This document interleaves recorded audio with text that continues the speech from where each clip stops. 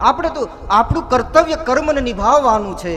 આપણાથી યથા યોગ્ય શક્તિ અનુરૂપ આપણે સત્કર્મો કરવાના છે અને સદકાર્યો કરી અને સમાજમાં કંઈક સેવા કરવાની છે. તો પણ આપણો એ પ્રેમ ભગવાનના ચરણોમાં અનમોલ ગણાશે. અને એ માનું શરીર છે અને માતૃશક્તિ આપણા શાસ્ત્રમાં ઉપનિષદોમાં પ્રથમ માતૃદેવો ભવ એમ કહેવામાં આવ્યું છે. શું કામ?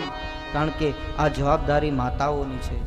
આપણા બાળકો એ સારા રસ્તે જાય, સંસ્કારોનું એમાં સંસ્કારો પ્રાપ્ત કરે, એ જો મા બાપ એ પ્રથમથી જ જેનું ઘડતર કરે ઘરની અંદર. હું હંમેશા કહ્યા કરું કે રામાયણની કથા આપણે સાંભળીએ. યુવા વર્ગ અને નાના બાળકો એ ક્યારે એ કથા શ્રવણ કરશે, ક્યારે સાંભળશે ભગવત કથા?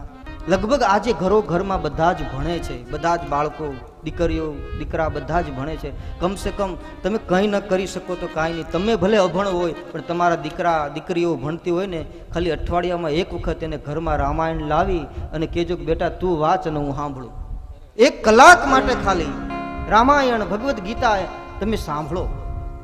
એ પણ વાત એ જ્યારે એનું સ્વાધ્યાય કરશે એટલે એની અંદર પણ એ સમજ આવશે અને આ સંસ્કાર, આ પરંપરા કાયમ માટે ટકી રહેશે.